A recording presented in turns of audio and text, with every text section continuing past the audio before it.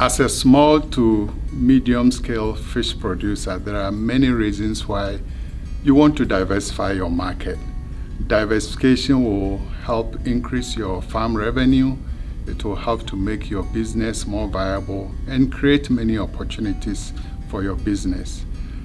That is why this video highlights the observations and results from a pilot study that Illinois-Indiana Sea Grant conducted to look at short-term processing of fish to help small to medium-scale fish producers explore processing their fish to service the local seafood market.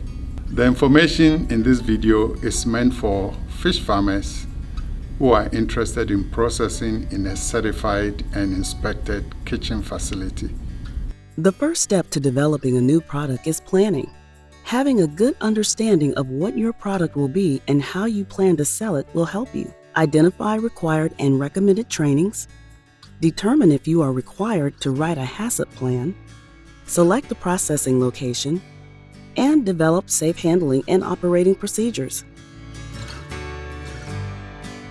The regulatory agency with authority over seafood processing depends on many factors and varies from state to state, so be sure to contact your regulatory authority early and often. For producers in Illinois and Indiana, your first point of contact will be the state's Department of Health. When processing fish, you will need to follow government and industry requirements and recommended guidelines for safe handling from the time it is harvested to when it is sold to your consumers.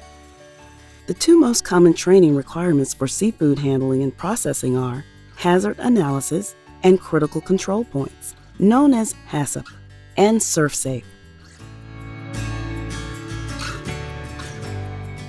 Seafood HACCP training will introduce you to seafood-related food safety hazards, the basic principles of HACCP, how to conduct a hazard analysis to identify hazards of concern for specific products and processes, and how to develop and implement a HACCP plan for your operation.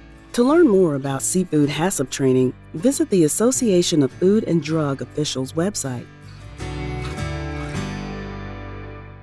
SurfSafe certification will equip you to comply with U.S. Food and Drug Administration laws to ensure that your products are safe for human consumption and may be required by the processing facility.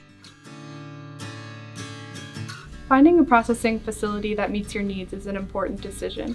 The first question that we asked producers in our pilot study was how far they were willing to travel to get to a processing facility. A majority of them said they were willing to travel up to about an hour. Once you know your travel radius, you can start to do some research. You can look for shared use kitchens, butcher shops, and restaurants in your travel radius. The next step would be to call them and ask them if they allow seafood processing. So when you're doing this research and contacting different facilities, the main things you're looking for are a facility that is inspected and has seafood handling capabilities. So this would include stainless steel workstations, prep tables, food grade equipment, cold storage, water and plumbing, ventilation, and anything else you might need to process your seafood. You will also want to ask each facility what their costs and requirements are for using that facility. We found that each facility had different rates and requirements, so this is definitely something you want to consider when selecting a facility.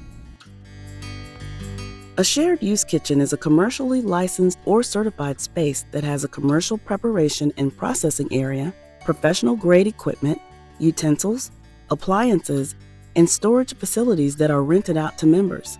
The kitchen may be privately owned, established as a for-profit business, or it may be a nonprofit, institutionally owned facility.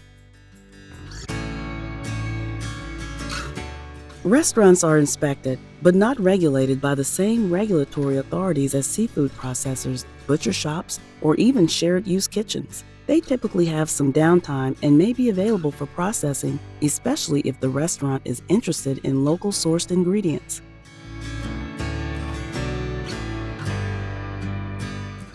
Another option is on-farm processing. In this scenario, you would be building a commercially inspected kitchen on your farm and be responsible for all aspects of food safety. You will need to make sure that your facility and operating procedures are compliant with local and state regulations for processing, storage, and wastewater discharge. For information about regulations and requirements, contact your county Department of Health.